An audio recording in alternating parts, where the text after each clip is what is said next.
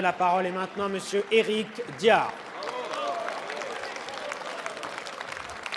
Merci, Monsieur le Président. Monsieur le Premier ministre, mercredi dernier, le rapport que vous aviez commandé sur les avantages et les inconvénients entre la construction de l'aéroport Notre-Dame-des-Landes et le réaménagement de Nantes Atlantique vous a été rendu. Le coût estimé de ce réaménagement se situe entre 365 et 460 millions d'euros. Cependant, il ne tient pas compte de l'indemnité à reverser au groupe Vinci en cas de résiliation du contrat, indemnité qui pourrait atteindre 350 millions d'euros. Pour mémoire, la DGAC, en 2013, avait estimé le coût du réaménagement de Nantes Atlantique à 825 millions d'euros.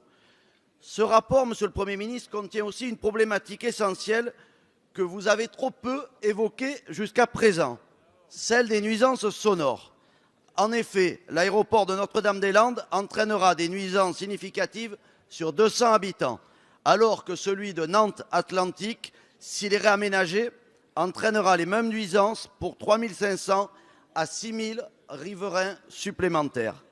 Monsieur le Premier ministre, on déduit de ce rapport et de la présentation que vous en faites depuis quelques jours que votre décision est prise et que le Président de la République et vous-même avez opté pour l'abandon de l'aéroport de Notre-Dame-des-Landes. Vous avez visiblement souhaité ménager votre ministre de la Transition écologique et solidaire.